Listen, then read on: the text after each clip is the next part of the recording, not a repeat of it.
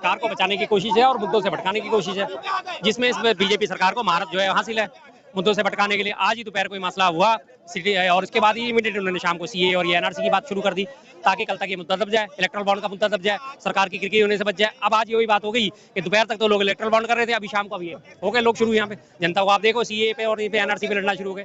तो मुद्दों से भटकाने की राजनीति तो बीजेपी लगातार करती आती है, जो बीजेपी को नहीं करनी चाहिए थी।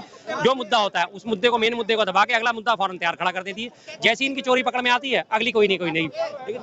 यही चीज मांग रही है उन्होंने, क्या संविधान बदलने की जो बात अनंत हेगड़े ने करी कि हमें 400 पार हो जाना चाहिए, उसके बाद हम संविधान बदल देंगे, तो जाहिर सी बात है इनकी मनमंशा सामने आई गई ना। जो इनके मन में चल रहा था कि संविधान को लागू नहीं होने देना, संघ के विधान को लागू करना है, जो इनकी लगातार संघी मानसिकता जो आज खुल के सामने आ गई ना।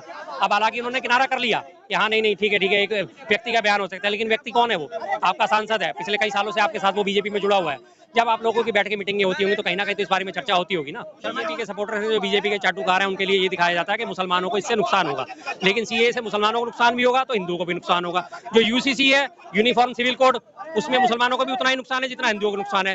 जो हिंदू है विभाजित परिवार का जिसको हम कहा जाता था, आज वो यूसीसी के दायरे में आने के बाद उसको भी दिक्कतें वही झेलनी पड़ेंगी। हर लगातार उनके ऊपर है, लेकिन उसे प्रचारित इसी तरह से करा गया है कि जो ये मुसलमानों के खिलाफ है, जनता का, देश का। इसमें सबसे बड़ा नुकसान जनता का होगा, देश का होगा।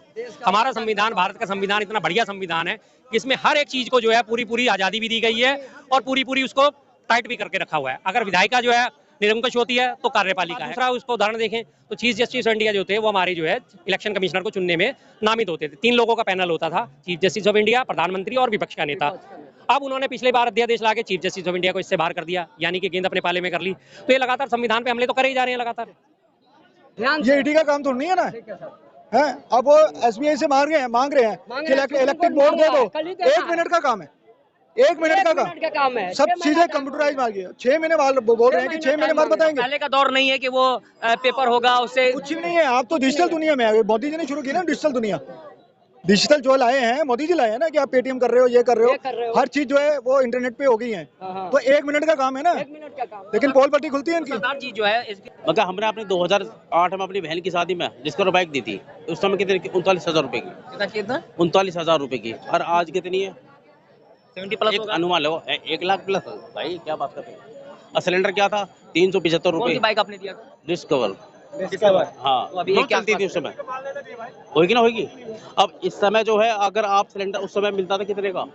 375 या 400 नहीं 400 नहीं, 375 रुपए का मिलता था। और आज की डेट में क्या है? 1100 का था। बहुत सरकार ने जो 100 रुपए घटा दिए, उस पर 100 रुपए घटा दिए। जी एक ले लो प्रसाद। नमस्कार। जब से इलेक्ट्रल बॉन्ड का मामला सामने आया है, ये मामला सुर्खियों पर है। लगातार जो है सीजीआई, डीवाई चंद्रचूड़ के प्रकार के बावजूद जो है एसबीआई जो है डाटा नहीं दे रही है। इसके पीछे क्या साजिश है, किसको बचाने की कोशिश की जा रही है? जबकि एसबीआई की बात की जाए तो बहुत बड़े ब्रांचेस हैं, करीब जो है पूरे ऑल ओवर इंडिया में 22,000 ब्रांचेस हैं, करीब जो 63,000 एटीएम है। उसके बावजूद जो है ये जो बैंक है उनको जो है डाटा बताने के लिए करीब 150 दिन का वक्त चाहिए।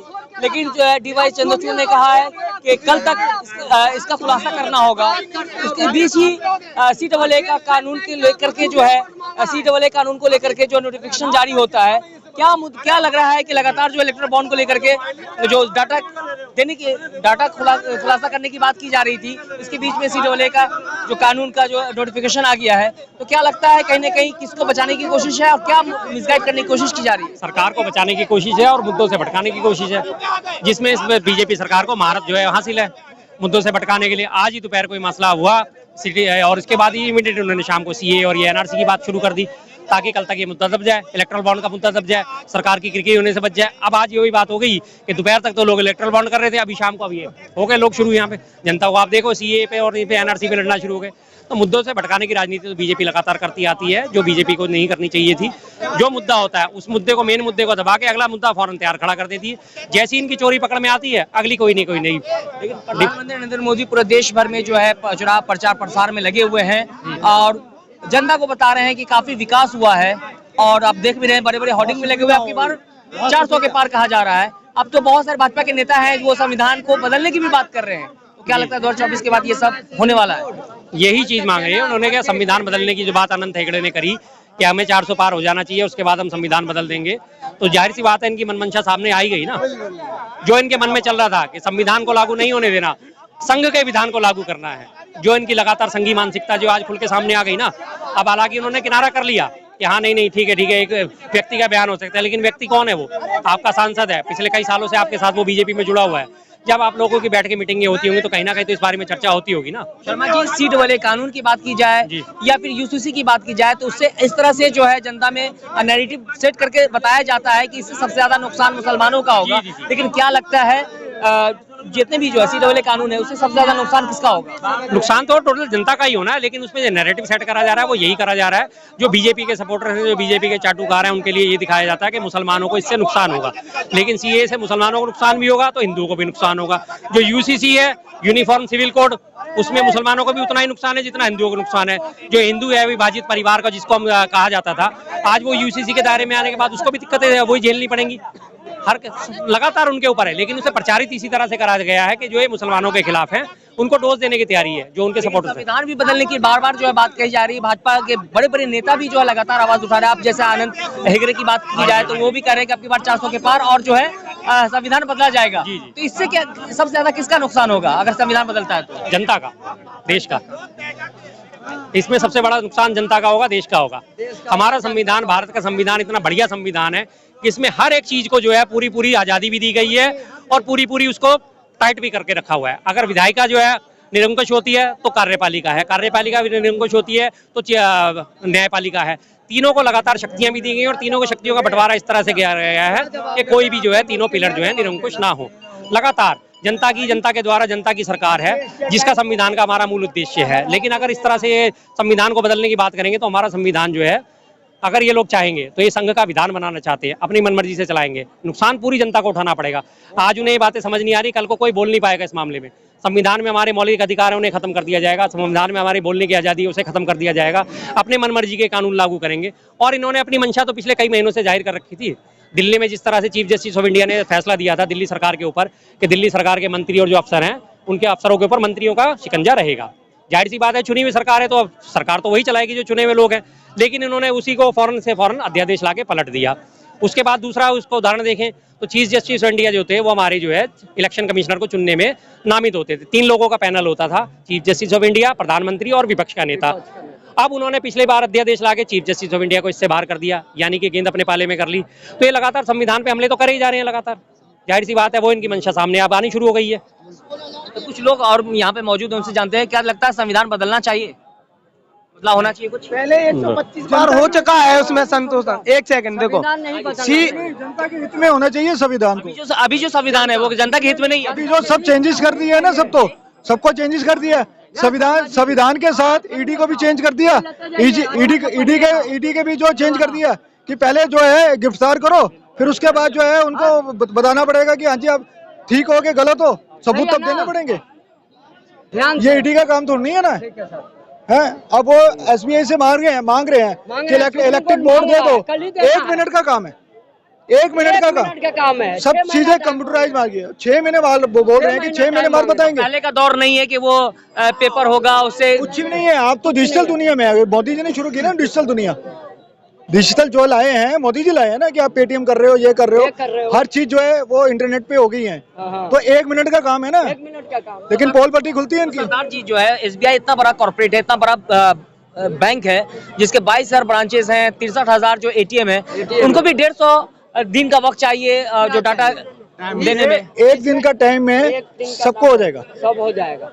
सब कुछ ऑनलाइन है, सब कुछ ऑन रिकॉर्ड है। कोई ऐसा थोड़ी है ना कि पेपर निकालने हैं, वो डायरी निकालनी है, वो लेजर निकालनी है। सबको बचाने की कोशिश बचा रहे हैं, बिल्कुल बचा रही है। वो तो वो आपको मालूम है।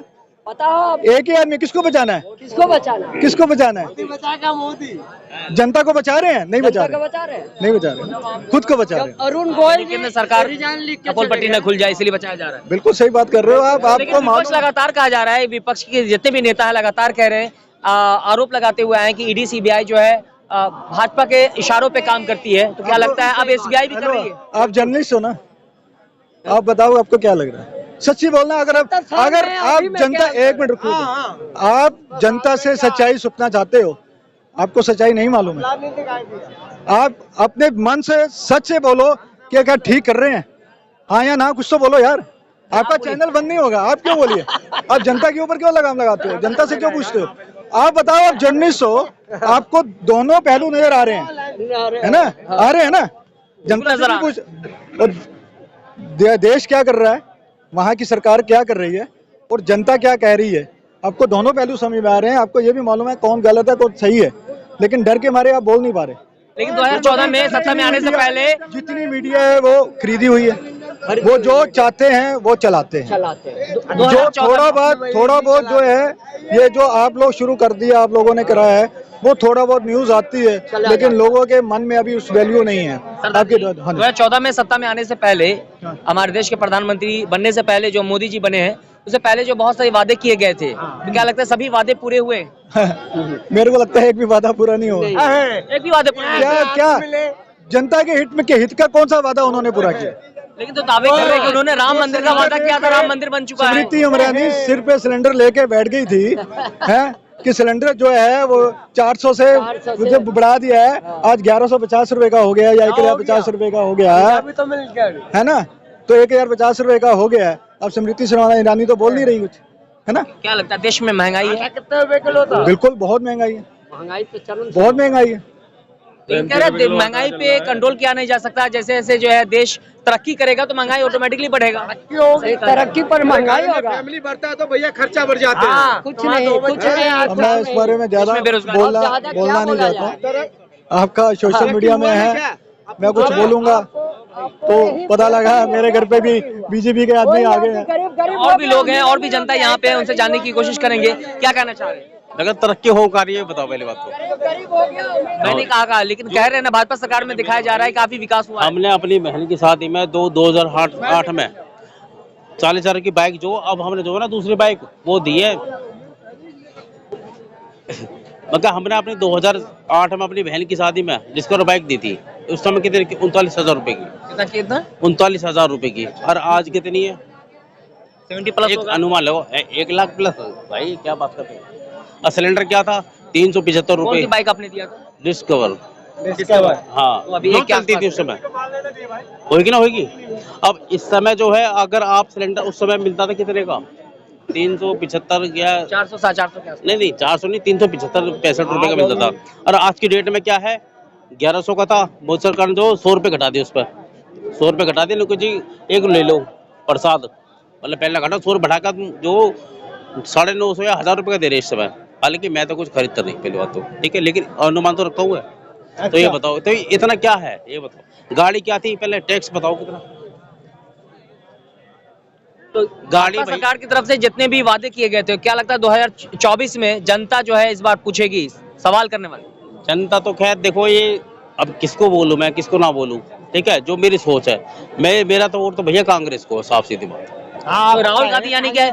राहुल गांधी के जो कार्य है उनसे आप प्रेरित है? बिल्कुल वो न्याय यात्रा कर रहे हैं, वो सही मुद्दे उठा रहे हैं। बोलिए मैं नहीं बोल। 1 सेकंड बोलिए ना, मैं खड़ा तो एक आप बात सुनियो। नहीं मैं सॉरी भाई, गलती हो गई। देखो, अगर जो देश कांग्रेस चला दिया, अगर भाजपा सरकार चलाती शुरू से, तो इस देश में खाली जाति बरादरी और धर्म के अलावा कुछ नहीं होता, नहीं होता कुछ भी, कुछ नहीं होता। लेकिन कहा जा यहाँ रहा पे है मारकाट होती, हर चीज होती।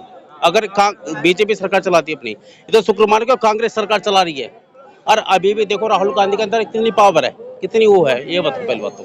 कितना वो बंदा इतना भी हर चीज चल के, हर चीज आपसे हमसे हर चीज से मिल रहा हो। अगर भारत को अगर विकसित करना हो और ज्यादा, तो वो जो ना राहुल गांधी है। राहुल गांधी के अलावा कोई दूसरा कोई चेहरा है ही नहीं। लेकिन कहा जा रहा है मोदी के टक्कर में कोई नहीं है। मोदी क्या है टक्कर में? कौन बोल रहा है?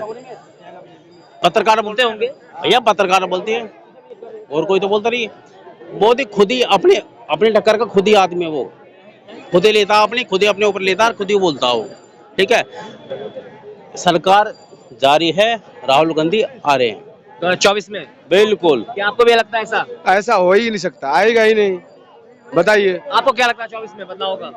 वो अभी यही जनता के कुछ और टाइम होते ना, अभी जब तक जनता का सोच बदल जाएगा जनता की सोच बदल रही है मेरे भाई। वोट बैंक हर समय समय पे बदल रहा है, ऊपर जा रहा है। राहुल गांधी ही आ रहे हैं, इंडिया गठबंधन आ रहा है, ठीक है, उसके अलावा कोई नहीं है दूसरा। तो देखा आपने, मोदी की जो है हवा निकली पड़ी इस समय, ठीक है। हालांकि माननीय हमारे जो प्रधानमंत्री बेरोजगारी है बिल्कुल, ये बताओ जितने भी भ्रष्ट जो हैं नेता एमएलए हैं अभी जो बीजेपी में शामिल हो गए हैं, ऐसा कौन सा वॉशिंग पाउडर था जो उसमें वो डाला और बिल्कुल वो उनके पाप धुल गए? राम जी ने जितने भी भ्रष्टाचारी हैं वो विपक्षी दलों में है, ये आपके कहने मतलब? विपक्षी दलों में नहीं है, जो अभी भाजपा के अंदर एंटर हो गए हैं, जिनके ऊपर ईडी की मार थी, जिनके ऊपर एलिगेशन थे, जिनके ऊपर उनको सबको बीजेपी ने ले लिया और वो एक वॉशिंग पाउडर लगाया और उसमें उसके पाप धुल गए, सब क्लियर हो गए, सब उनको छवि मिल गई, साफ छवि मिल गई है बीजेपी में। ऐसा क्या हो गया? आपने देखा कि यहाँ पे मौजूद जनता जो है अपने अपने नजरिया से अपनी अपनी बात रख रहे थे। इन सभी मुद्दों पर आप क्या सोचते हैं, आपकी क्या राय है, कृपया कमेंट करके हमें जरूर बताएं। लोकसभा चुनाव 2024 को लेकर के आप क्या सोचते हैं, कृपया कमेंट करके हमें जरूर बताएं। क्या लगता है बदलाव होना चाहिए या फिर जो सत्ता है वो अच्छा काम कर रही है, फिर से मोदी जी को हैट्रिक मारनी चाहिए? क्या सोचते हैं कृपया कमेंट करके हमें जरूर बताएं। फिर मिलेंगे एक नए अपडेट के साथ, तब तक के लिए नमस्कार, जय हिंद, जय भारत। द इंडियन खबर, सच आपके सामने।